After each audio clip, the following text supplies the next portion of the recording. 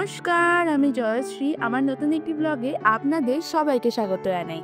আজকের ব্লগটা অন্য দিনের ব্লগের থেকে একটু আলাদা। আগের বছর 10ই সেপ্টেম্বর আমরা এই রুমে ফার্স্ট এসেছিলাম। আর আজকে আমি যে দিনের ব্লগটি শেয়ার করছি সেই দিনটি ছিল 8ই আগস্ট। এই রুমের সাথে জড়িয়ে আছে আমাদের অনেক স্মৃতি, অনেক সুন্দর মুহূর্ত।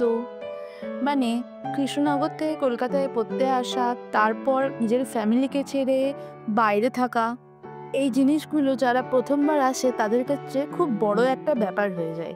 কিন্তু এই যে আমরা একটা বাড়িতে ভাড়া নিয়েছিলাম, আমাদের কোনো রকম কোনো অসুবিধা হয়নি এবং আমরা খুব ভালোভাবে এখানে থাকতে পেরেছি। এই হচ্ছে আমাদের রান্নাঘরটা, চারিদিকটা ছড়িয়ে ছিটিয়ে আছে, কারণ কি সবটা এখন গুছানো হচ্ছে সেই জন্য। এখন যাও রুমটার মধ্যে এরকম বিছানাগুলো ছড়িয়ে ছিটিয়ে আছে, তাও যেন কেমন রুমটা ফাঁকা ফাঁকা লাগছে না। কিন্তু যখনই সব জিনিস নিয়ে যাওয়া হবে তখন যেন রুমটা একেবারে খালি হয়ে যাবে। মানে ভাবলেই না কেমন যেন মনটা হচ্ছে।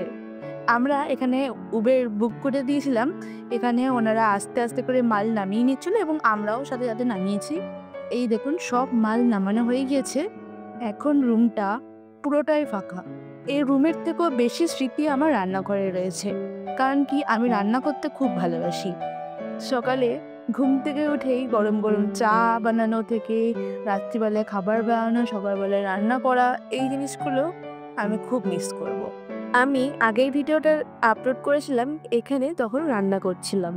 আর আজকে আমি যেই ভিডিওটা আপনাদের সঙ্গে শেয়ার করছি সেই ভিডিওটা হচ্ছে এই রুমটা ছাড়ার। আমাদের সব কটা জিনিসই নিচে নামানো হয়ে গিয়েছে।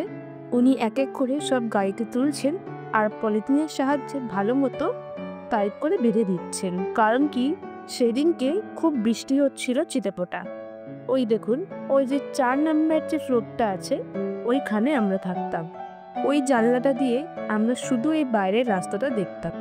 এই জিনিসটা আরো মিস করব।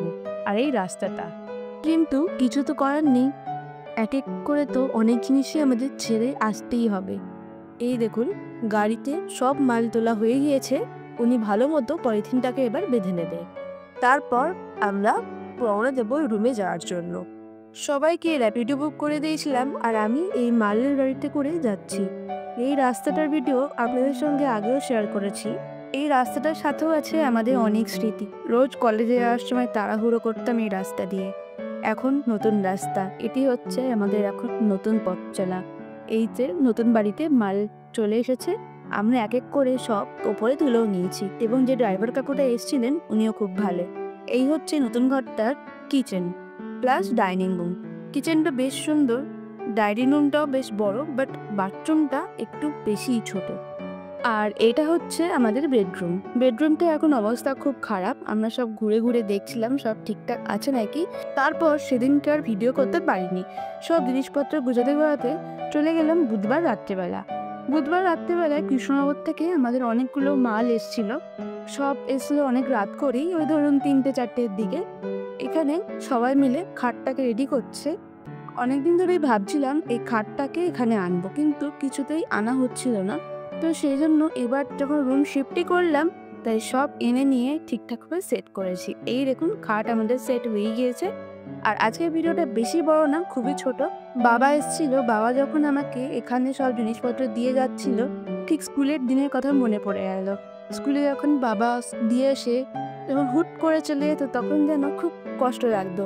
সেই দিনটা আজকে মনে পড়ে গেল। যাই হোক, আজকের ভিডিওটা এখানেই শেষ করলাম।